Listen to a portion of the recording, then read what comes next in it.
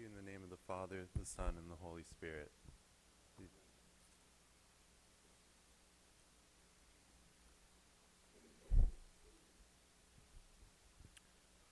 I am the true vine. It's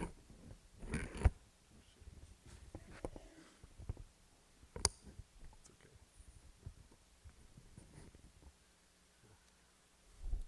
I am the true vine. This is the last of 7 of Jesus' I am statements found throughout the Gospel of John. These statements are meant to point to his unique divine identity and purpose.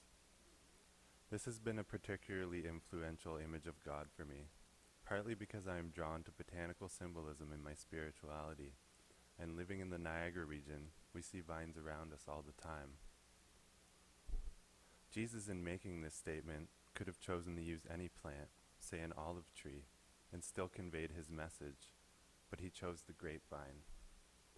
I believe this shows the unique importance of grapes and wine to the Jewish people of this time. Grapes and wine feature prominently throughout the Old and New Testaments. The first mention of it in the Bible is with Noah after the flood. One of the first things he does is plant a vineyard and get drunk from the wine. I really don't blame him after the journey he was just on. From that time on, vineyards and wine become a very important theme throughout the biblical narrative. When Jacob blesses his sons, he promises his son Judah vineyards and a bounty of wine. So here we get a sense of God's blessing as being identified with wine. To be blessed by God means to be able to settle in a land that is rich in agriculture and rich in vineyards and wine. This is a theme that continues throughout the Old Testament. The prophets promise a return to the land rich of agricultural abundance, a time when spears, the weapons of war, will be turned into pruning hooks, the tools used to prune vines in the vineyard.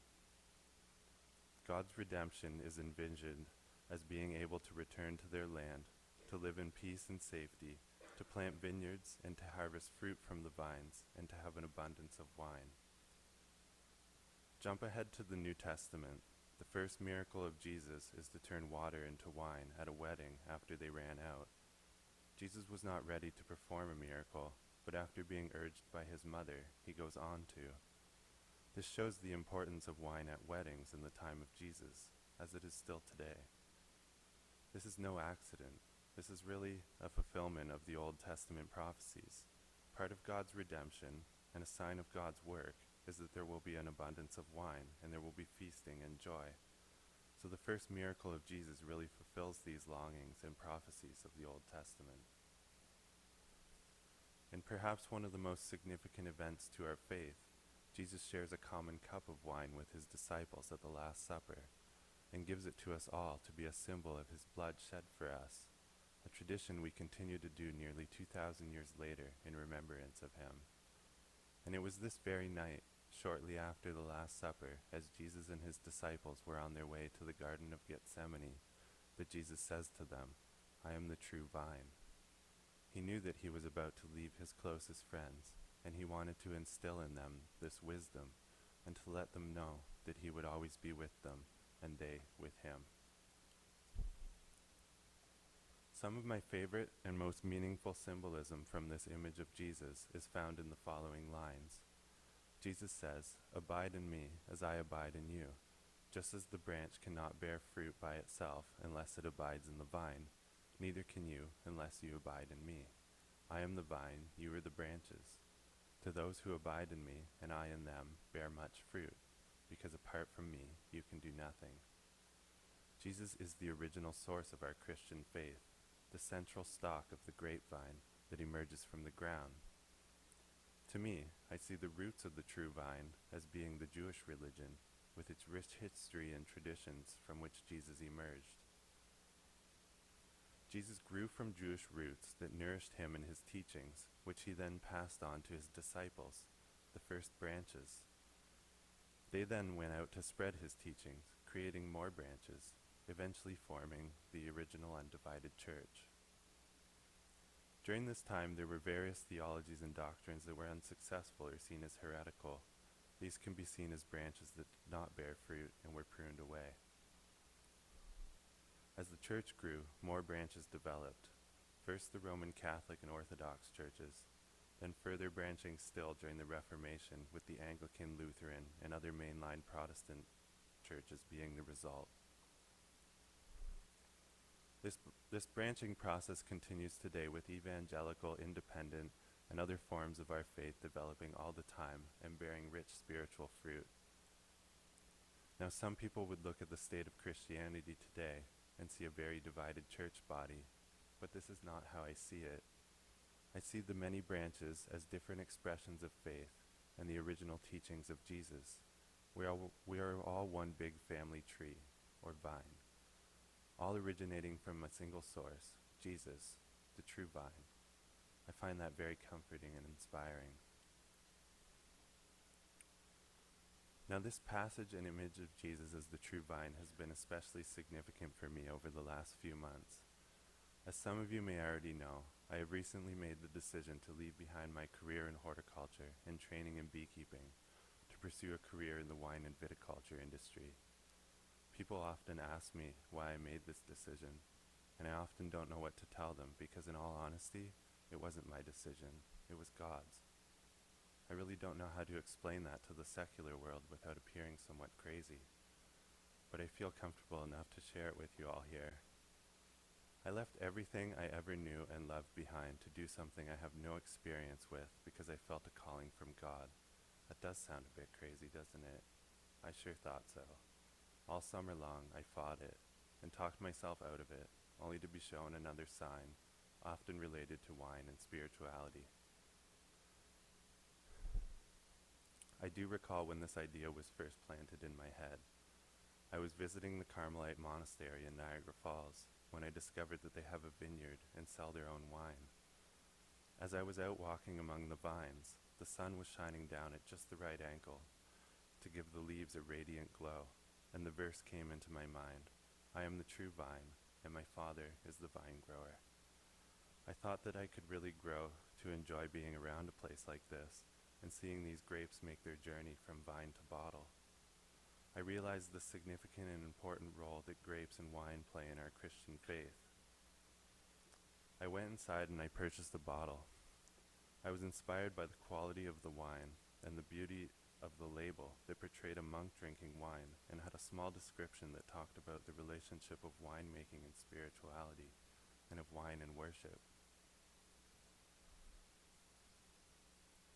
Ever since that day, all I could see around me was grapes and wine, in church symbolism, in my personal Bible study, in my dreams, as well as throughout the secular world. Just little things here and there, like randomly being invited to a fancy dinner at a winery, or watching the grapes ripen as I traveled throughout our beautiful region. When Martha asked me if I wanted to do a sermon for this series, this passage immediately came to mind. She had said that she was hoping that someone would do it, and that was the final sign I needed to make my decision. I couldn't shake the feeling that God was steering me in a new direction, and finally, just a week before classes started, I accepted the offer of admission to the wine and viticulture program at Niagara College. So I just want to talk to you a little bit about a particular verse from this passage. When Jesus says, "My Father is the vine grower," he goes on to say, "He removes every branch in me that bears no fruit. Every branch that bears fruit, he prunes to make it bear more fruit." In viticulture, when growing grapes for winemaking, pruning is a very important task. First, the vines must be trained and pruned so that they grow properly. They cannot be allowed to grow wild all over the place, or the vines will not produce grapes as they should. Then when the fruit starts to develop, young grape bunches must be removed and thinned out. Quantity is not the goal, as it is in other forms of agriculture.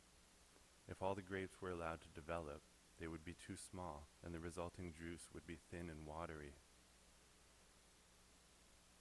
The idea is to grow a select number of bunches so that the plant can focus all its energy on them and concentrate flavors in the remaining grapes. It's about quality over quantity.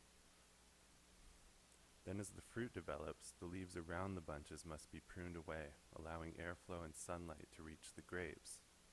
This helps control disease and the ripening process. So pruning is essential to growing healthy vines and producing quality fruit. But pruning is also an injury. It creates a wound that the plant must heal from, leaving it susceptible to disease during the process. Done correctly, though, and at the right time, the plant does heal, and as a result grows better, becomes healthier, and eventually bears the beautiful fruit. The same can be said for us in our lives. Sometimes our branches grow wild, creating unhealthy situations, and need to be pruned away so that we can grow in new and healthy ways, physically, mentally, or spiritually.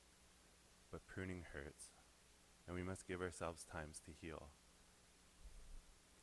Sometimes the branches that need to be pruned away mean walking out of an unhealthy relationship, leaving a dead-end job, stopping destructive habits, or moving to a new city. These things can cause us pain and sadness. They create wounds in us, just like pruning a vine.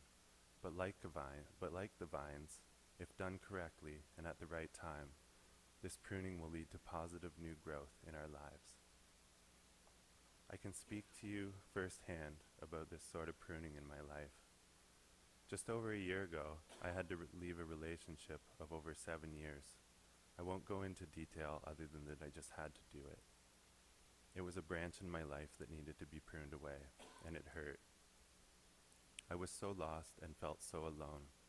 It was in those times of despair that I found this community of St. George's. Within this community, I found healthy new ways to grow and heal the wounds of that pruning. Now the spiritual fruit produced within me is abundant and of utmost quality. More recently, on a lighter note, I had to do some pruning of things I love in order to follow this new path in the wine industry. I loved working in horticulture, and I loved learning about beekeeping. It hurt to give those things up. Though in learning the wonder and beauty of viticulture and winemaking, these wounds are already beginning to heal, and the new growth already beginning to show. I am so excited to see what fruit this will bear in me for the future, and I mean besides the actual grapes that I'll be growing. I know that each and every one of you has been through this pruning process in some form or another. Or maybe you have some branches that still need to be pruned away. So I want you to remember this passage from Jesus and also my own pruning stories. If any one of you would like to ask me about them in more detail, do not hesitate to approach me. I know that it hurts. I have been there. But I can assure you that the wounds do heal, that new growth results, and that abundant quality fruit will be harvested. Remember, that so long as you abide in Jesus, the true vine, that he will be with you and you with him. You are never alone. Amen.